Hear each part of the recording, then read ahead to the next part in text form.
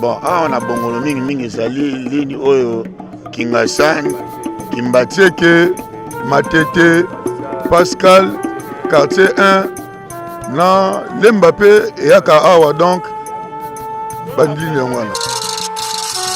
Bien pour ici donc makambo tout en a zinda banda vraiment surtout awa depuis mon ponoti nous surtout esili ndako zaki na $20 mais na mon ndako mati na $65. C'est bien ma prendre comme partie béton asali merci.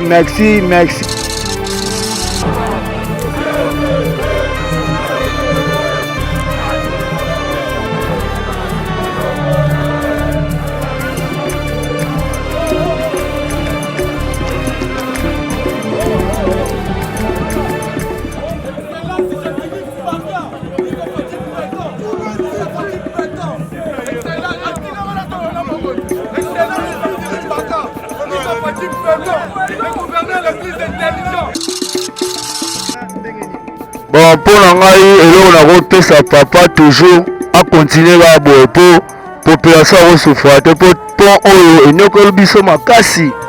So tondi a nanzele zala en tout cas pena papa longonia. Musika do makasi ya kosala pour lelo pété donc mutu akoka no azate papa umela.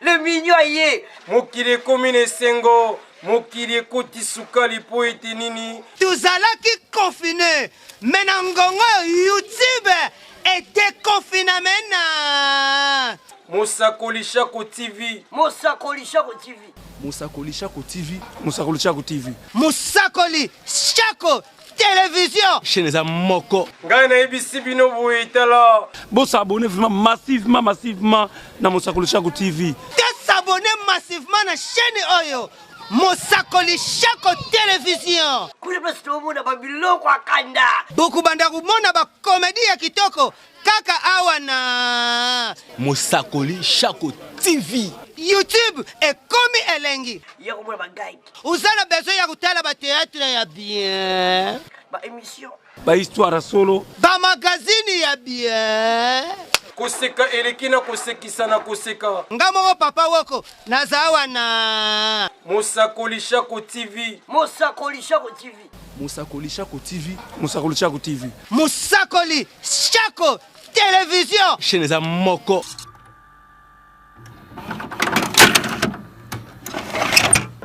Oui, bonjour.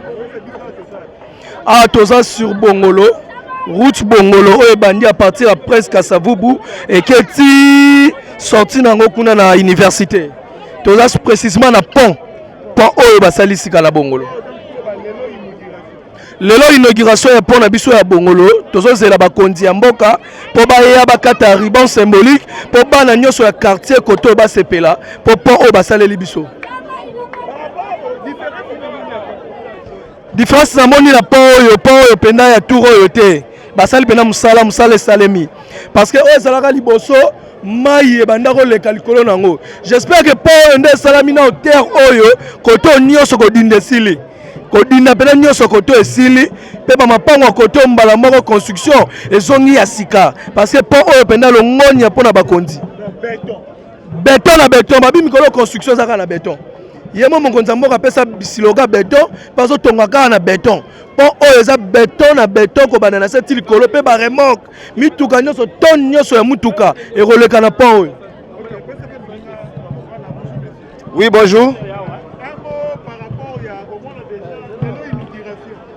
Bon, justement, d'abord, je vais commencer par nous présenter. Biso Tozali Bana, il y a président Julie Mamboulou na ANPK.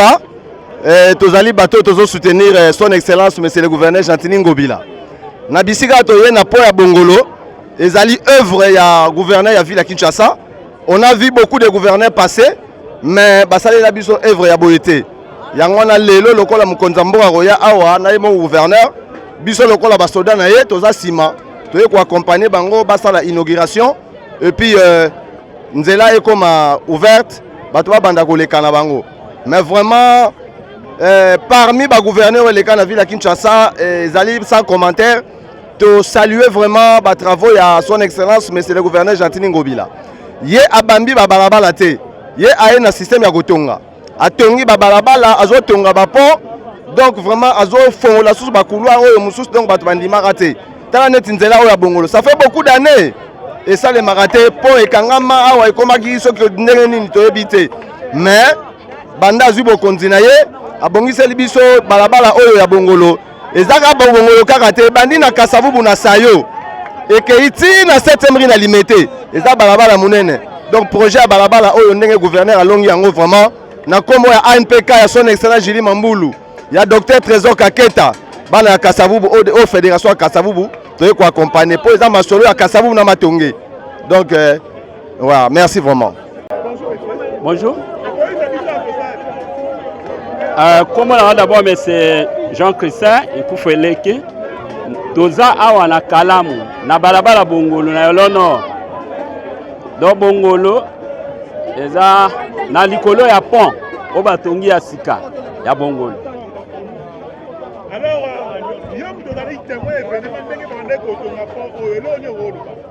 En tout cas, merci mingi na son excellence gouverneur Gentini Ngobila Mbaka na mokonzi mboka Fachi Beton po na pont oyo batongi puisque awa toza ko zinda mikolo nyonso ngaku tuna sombi lopango oyo balobi nini nateka yango po awa moyen te. Bon na ba prix kaka ya bien mais oui ezaki par rapport na sikote sikote mati donc sikote mati bato kutu balobai ke nateka yango po na ko zinda na bite na koteka te malgré ba pesa biso ba promesse ba gouverneur ba leka ba kondi ba leka ba konda mboka ba leka marque na marque mais batika lo sala eloko oyo excellence Gentini Ngobila le gouverneur les plus influents à Kisasa à Salité yango toza vraiment le sengo makasi pe to féliciter mingi na ba pambola na musala na ye akende liboso. OK, merci.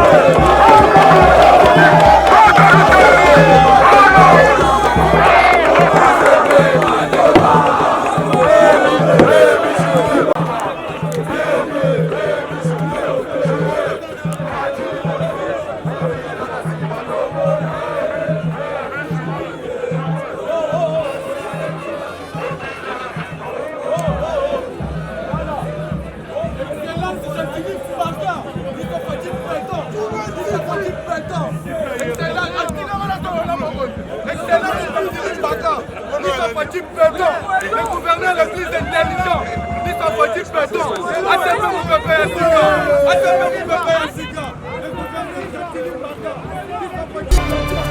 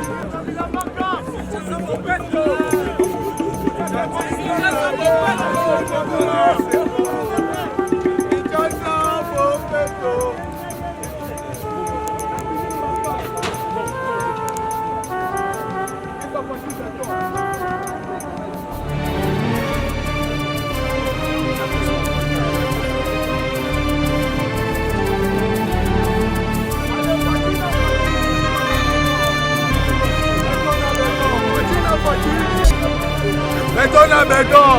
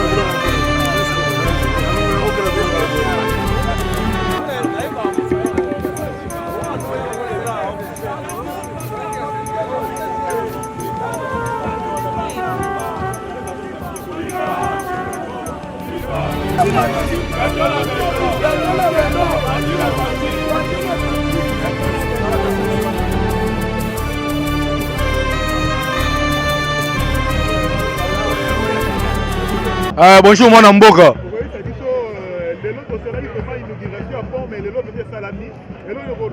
Bon, eza inauguration mais eza nango visite de travaux au chef de l'État Fati Béton moko ntombolo mwana mai wakanyinda azana kati ya ko visiter misala oyo moko azana kati ya ko salisa na mboka ya République démocratique du Congo, précisément na capitale ya ville province de Kinshasa. Ah, toza na veni Bongolo na pont oto bengi na pont ya Bongolo na komi na Kalamu. Misala déjà ici esili nango etikali ka tuma misala moko ya mike, mais chef de l'État nenga zo ko visiter bo seke bina filé seke makambo nyonso eza déjà kosila. Non, lelo eza visite. Ah, eza visite au chef de l'État zoya oto benga kango inspection zoya ko inspecter ne misala yango ezoleka. Chef de l'État Fati Béton.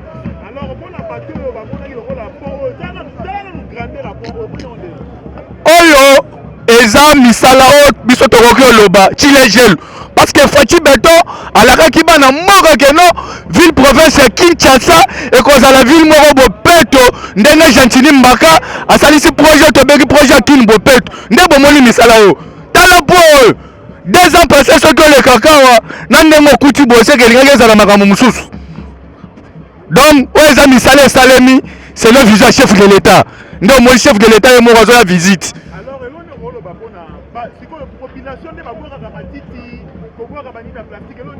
Bon, nga na koyebisaka bana mboka bayeba ndenge nini ya koprotéger entourage bisika tozovanda baluka babisika moko boye ya mabe oyo eza mieux placé ya kobwaka bamatiti ya kobwaka babiloko na bango nyonso kobwakaka wana na mpo awa tolingi bopeto nde ezala bopeto nde tolingi. Merci na se présenter nga naza quartier du temple combattant héritier. Moi na Fati Béton si on a bic rouge remise et reprise avec Jésus de Nazareth. Pouvoir autorotique en moté tu me relèves sur Rozo à Rozonga. Fati Béton. Bonjour. Ah, tout ça, on a pont Bongolo. Oui. Bonne précision. Et filité.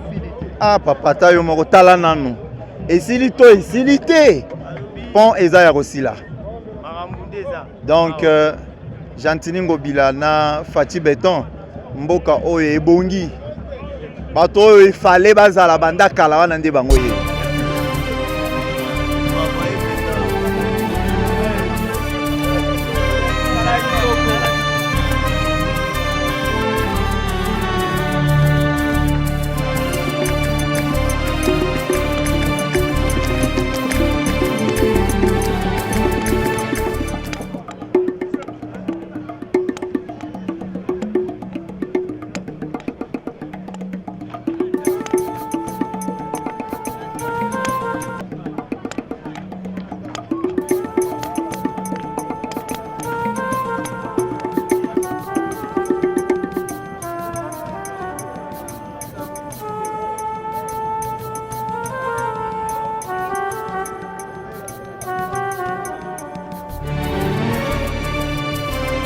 Justement tout ça na Bongolo. Voici. Bon pour ngai eloko na kopesa papa toujours à continuer ba boye po population au souffrir te po oyo enyokolo biso makasi. So tondi ana nzela ezala te en tout cas pena papa Longonia. Musika do makasi ya kosala te po o lelo te. Lelo pété donc mutu akoka no azate papa umela. Merci. Atozana Bongolo. Tona Bongolo to sepelika po neloko papa asel biso maya bien po esilisi. Donc makambo tout anako zinda bandaku vraiment nyonso tu awa depuis mo ponoti nyonso tu esili. Ndako zaki na $20 mais na mo ndake mati na $65. Donc na sepelika mapani comme parti beton asali. Merci ya belé. Ezu valeur pe bazo kamela pe ezu valeur ni surtout na makamna surtout merci na peska ka longo nyangwana papa awa toza na Bongolo kalamu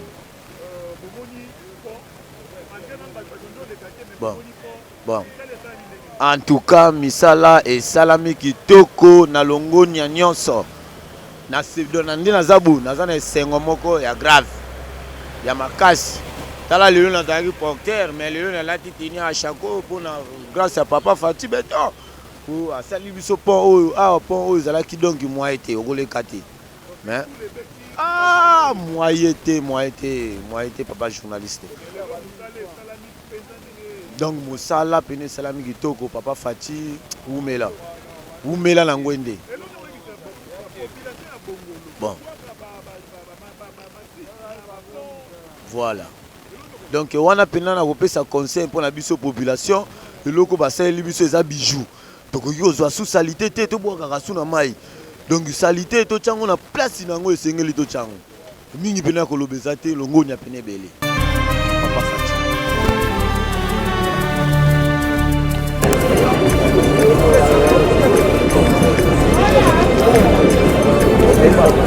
Bonjour. Comment on a Nicolas Lelo vraiment complètement fini comment il bientôt dans ah bon, ça l'émission prendra plaisir parce que ça a pris des années. Il y a eu des gouverneurs et des présidents qui sont passés ici dans ces pays. Béton. Nakanisi à chaque biso dans ces bateaux sur le cadré, ba jeune oh so mona ba benga bango ba chargeur ba saki bateau vraiment ba banaki kotika bango comme ba voyou. Mais à chaque fois ils association de chargeurs au Congo. Alors biso dans ce cadre vraiment ba jeune wana yango monument ke bango na simalangai toye ko soutenir chef de l'état to sepeli pour l'inauguration lelo ya pont na biso vraiment ya Bongolo mingi vraiment tina na biso to eli vraiment nde yangwana. Kotala lelo na photo yo ndenge ko raisonner parking na mona parking ya liboso place wana on a éviter moi ba embouteillage posant ba stratégie parce que on est déjà nouvellement construit. Ouais, merci vraiment pour la question. Biso nde parking wana ezali donc tokoki kotia ba mituka na balabala vraiment te pour ça ba embouteillage te.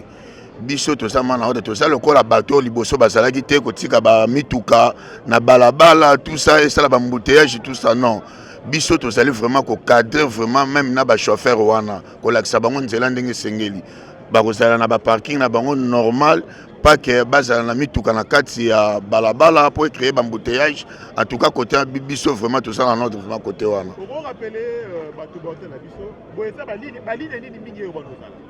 Bon, on a bongolo mingi zali ligne oyo Kingasan, Kimbatieke, Matete, Pascal, quartier 1, na Lembappé et Aka Awa donc bandline wana. Oui. Et ça awa na bongolo kaka place wana liboso église ya Liloba et sika vraiment to tsaka na mabele wana. Et balou voilà, et balouki et que donc embouteillage mais zalaté. Donc tout s'appelle Makas ndenge vraiment to moni pe nzela na biso ebongi donc facilité biso Makas. On a ba chauffeur nyonso. O ba bosa na destination oyoyo. O ba bigeno bano yekinga sani matete nini tutu elo no ko rappeler. Bon, en tout cas donc ba chauffeur pende to za ba chauffeur déjà bazali. Ba yebi vraiment que non ici quand on a déjà c'est bongi donc ba s'appelle Makas. Donc makamnyo so ba bi ke zongi normal ndenge salaki. Donc kimia vraiment sali. Ah. Merci. Ouais, nanga karana pesa chef de l'État, président de la République Fachi Béton, na pesi mbote na sepeli lisusu na gouverneur de la ville Gentili Ngobila Mbaka na pesi lisusu mbote na papa na biso JC Kadima. En tout cas, tanga yambaki biso mana commune oyo et ça la biso malamu makasi. Première bourgmestre ouais maki achako na kati ya ville ya Kinshasa ezali JC Kadima yango vraiment na pesi mbote mingi bana achako nyonso ba pesi mbote donc na sepeli makasi JC Kadima ACP et qui est toujours liboso to pesi mambote nzambe abatela e et sika oya ligraka azala nzambe apesa e donc akende toujours liboso. Merci beaucoup. Ouais.